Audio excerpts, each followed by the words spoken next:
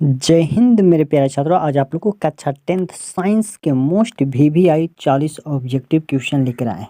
अगर बिहार बोर्ड 2025 के final board के एग्जाम देने वाले हैं तो प्लीज़ ये वीडियो को जरूर देखिए। अगर साइंस में 40 में 40 नंबर लाना चाहते हैं तो हाँ 100% सारा क्वेश्चन बिहार बोर्ड में जरूर लड़ेगा। चलिए वीडियो को पूरा देखिए। प्रश्न नंबर 1 क्या करा कि प्रकाश की किरण गमन करती है। प्रकाश की किरण गमन करती है सीधी रेखा में कि टेढ़ी रेखा में कि किसी भी दिशा में कि इनमें से कोई नहीं। तो प्रश्न नंबर 1 के बिल्कुल करेक्ट आंसर हो जाएगा सीधी रेखा में। ऑप्शन ए बिल्कुल करेक्ट आंसर हो जाएगा। 2 नंबर प्रश्न करा कि प्रकाश का वेग न्यूनतम होता है निर्वात में कि जल में कि कांच में कि वायु में। तो आप लोग याद रखिएगा सबसे कम जो होता है कांच में होता है, सबसे अधिक होता है निर्वात में 3 × 10⁸ मीटर प्रति सेकेंड होता है।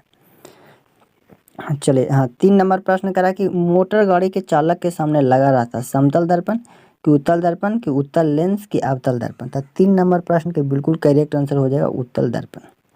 चलिए 4 नंबर प्रश्न करा कि मोटर कार के हेडलाइट में किसका प्रयोग किया जाता है। हेडलाइट में उत्तल दर्पण कि उत्तल लेंस कि अवतल दर्पण कि समतल दर्पण। 4 नंबर प्रश्न के बिल्कुल करेक्ट आंसर हो जाएगा अवतल दर्पण का प्रयोग किया जाता है। प्लीज़ चैनल पर नए तो जरूर सब्सक्राइब करिए और वीडियो पूरा देखिए। 5 से 6 मिनट का वीडियो। समतल दर्पण द्वारा बना प्रतिबिंब वास्तविक होता है कि काल्पनिक कि दोनों कि इनमें से कोई नहीं। हाँ तो 5 नंबर प्रश्न के बिल्कुल करेक्ट आंसर हो जाएगा काल्पनिक होता है। चलिए 6 नंबर प्रश्न का आप लोग कमेंट बताइए कि लेंस की क्षमता कैसे मात्रा क्या है। आप लोग कमेंट में जरूर प्लीज़ जरूर बताइए। हाँ 5 से 6 मिनट का वीडियो इतना तो आप लोग वीडियो देख के बर्बाद करते हैं। प्लीज़ देख लीजिए सारा क्वेश्चन इंपॉर्टेंट क्वेश्चन है। हाँ प्रकाश के किरणों का पथ दर्शाने वाले चित्रों को कहा जाता है किरण आरेख, फोकस कि सभी की किरण पुंज। 7 नंबर प्रश्न के आप लोग याद रखिए क्या होगा किरण आरेख। किरण आरेख बिल्कुल करेक्ट आंसर हो जाएगा। 8 नंबर प्रश्न का 2D क्षमता वाले लेंस के फोकसांतर होता है। 2D क्षमता वाले अगर 2D क्षमता वाले तो होगा 50 सेंटीमीटर। हाँ 2D क्षमता वाले रहेगा। तो इसमें करा 9 नंबर प्रश्न में करा कि किसी उत्तल लेंस की फोकस दूरी 50 सेंटीमीटर है तो उसकी क्षमता को अभी बताएं। अभी 2D होगा, ऑप्शन डी होगा। चलिए 10 नंबर प्रश्न करा कि प्रकाश की किरणों के समूह को क्या कहते हैं। तो आप लोग याद रखिए किरण पुंज कहा जाता है। हाँ चलिए 11 नंबर प्रश्न करा उत्तल लेंस की क्षमता होती है। आप लोग कमेंट करके बताइए उत्तल लेंस की क्षमता क्या होगा। हाँ आप लोग कमेंट करके बताइए ऋणात्मक होगा कि धनात्मक, इनमें से कोई नहीं कि इनमें से कोई नहीं। हाँ 12 नंबर प्रश्न हम बता देते हैं। 12 नंबर प्रश्न करा कि अवतल लेंस की क्षमता क्या होता है। अवतल लेंस की क्षमता ऋणात्मक होता है। आप लोग जरूर याद रखिए। चलिए 13 नंबर प्रश्न करा कि उत्तल लेंस को कहा जाता है। उत्तल लेंस को कहा जाता है MVVI प्रश्न है। हाँ अभिसारी लेंस कहा जाता है और अवतल लेंस को अपसारी लेंस। देखिए 14 नंबर प्रश्न वही है कि अवतल लेंस को क्या कहा जाता है अपसारी लेंस।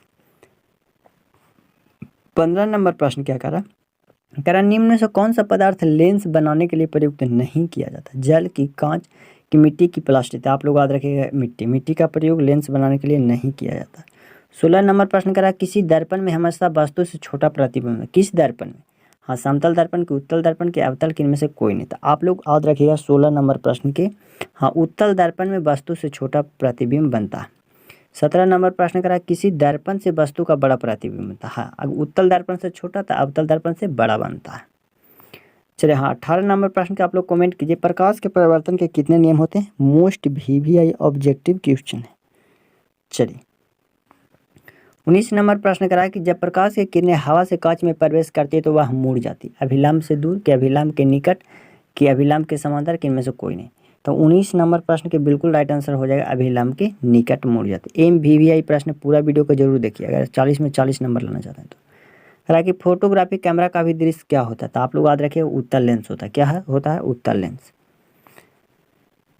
चलिए साइड मिरर के रूप में प्रयुक्त होता है अवतल दर्पण की, उत्तल दर्पण की, उत्तल लेंस की, प्रिज्म। तो आप लोग याद रखिए साइड मिरर के जो रूप में प्रयोग किया जाता है उत्तल दर्पण का प्रयोग किया जाता है।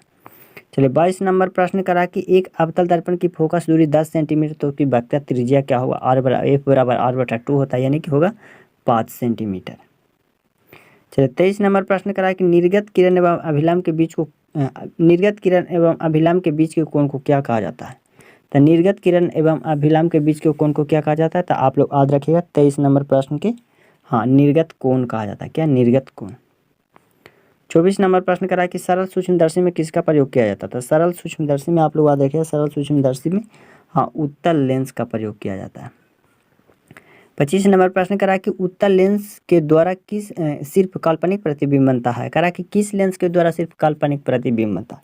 25 नंबर प्रश्न था, आप लोग याद रखिएगा अवतल दर्पण से। हाँ, 26 नंबर प्रश्न क्या करा, 26 नंबर प्रश्न करा प्रवर्तन के नियम से निर्धारित होता आपतन कोण प्रवर्तन कोण के बराबर होता है कि आपतन कोण प्रवर्तन कोण आपतन कोण के बराबर होता है कि आपतन कोण विचलन कोण के, किनमें से कोई नहीं था। आप लोग याद रखिएगा प्रकाश के परिवर्तन में आपतन कोण प्रवर्तन कोण के बराबर होता है, यानी कि 26 नंबर प्रश्न के बिल्कुल करेक्ट आंसर जो हो जाएगा ए हो जाएगा। 27 नंबर प्रश्न करा कि काल्पनिक प्रतिबिंब होता है सीधा कि उल्टा कि दोनों, किनमें से कोई नहीं। 27 नंबर प्रश्न का आप लोग याद रखें काल्पनिक प्रतिबिंब हमेशा सीधा होता है। 28 नंबर प्रश्न करा कि लेंस के मुख्य फोकस की संख्या कितनी होती है। तो लेंस की मुख्य फोकस की संख्या 2 होती है। प्लीज़ वीडियो पर नए हैं तो जरूर सब्सक्राइब कर लीजिए, वीडियो पूरा देखिए। सर्च लाइट का परावर्तक सतह होता है, सर्च लाइट के परावर्तक सतह जो होता है अवतल होता है। चलिए आप लोग कमेंट प्रश्न नंबर 30 के आप लोग प्लीज़ करके कमेंट करिए कि दाढ़ी बनाने में कौन सा दर्पण का उपयोग किया जाता है।